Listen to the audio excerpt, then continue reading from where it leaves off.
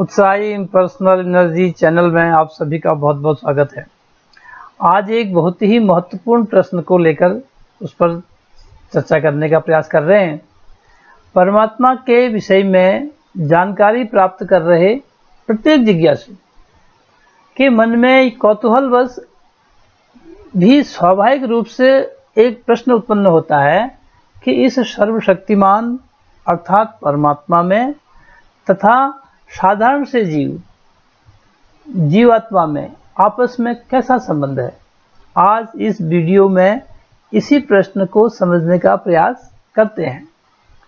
हमारा पक्का यकीन है कि कोई भी मनुष्य अगर अंत तक इस वीडियो को देखता है तो वह निश्चित ही यह समझने में सक्षम होगा कि जीवात्मा और परमात्मा किस प्रकार से परस्पर संबंधित हैं।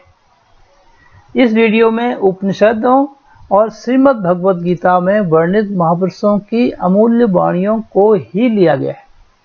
अपने मन से कोई भी शब्द न तो जोड़ा गया है और न ही उपनिषदों से कोई शब्द को छोड़ा गया है।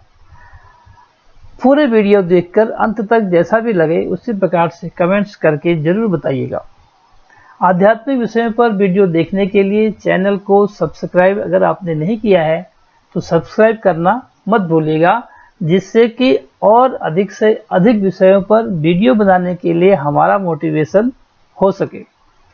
मुंडकोपनिषद में ऋषि अंगिराज जी अपने शिष्य को शौनक जी को परमात्मा और साधारण जीव के परस्पर संबंध के बारे में उठी इस जिज्ञासा को एक बहुत ही सुंदर उदाहरण देकर बताते हैं।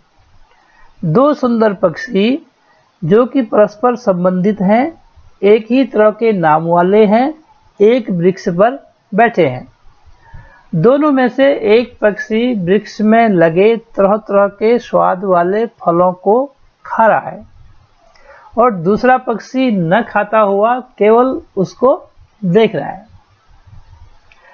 परमात्मा अपने विराट रूप में इस सृष्टि रूपी वृक्ष अर्थात इस ब्रह्मांड में सर्वत्र विराजमान है।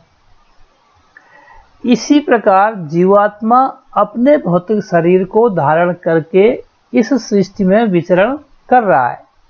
ये दोनों पक्षी नितांत भिन्न प्रकार के नहीं हैं, अपितु इनमें सदा से संबंध रहा है।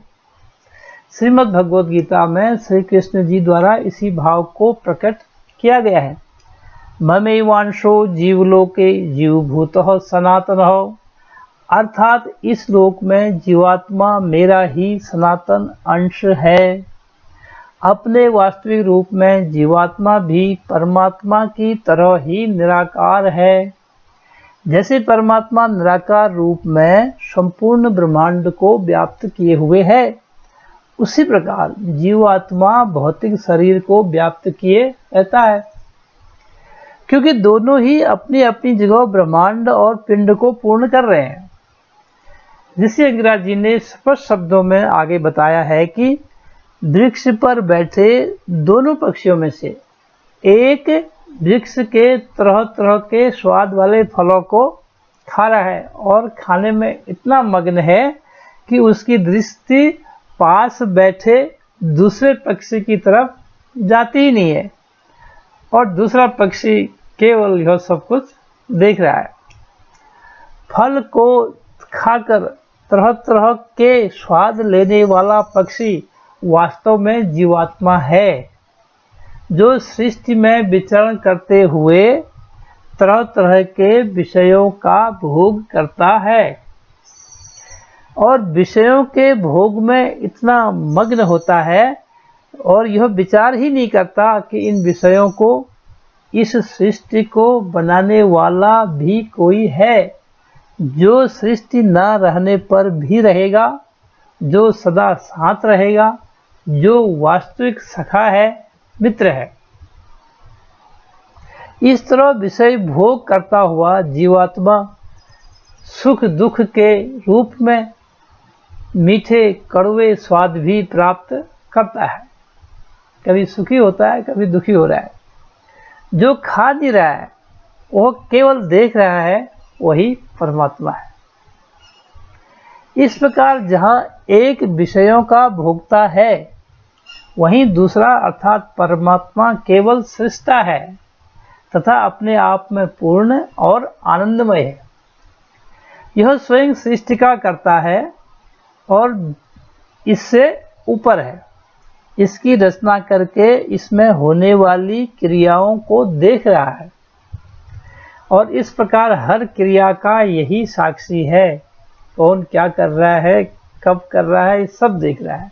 इसी को सीसीटीवी कैमरा की तरह कहा गया है कि कोई चाहे देखे न देखे, परमात्मा तो देख ही रहा है। इस प्रकार समझ में आ रहा है कि जीवात्मा परमात्मा का ही सनातन अंश है और जीव भाव समाप्त होते ही केवल परमात्मा ही परमात्मा है, यथा ब्रह्मांडे तथा पिंडे।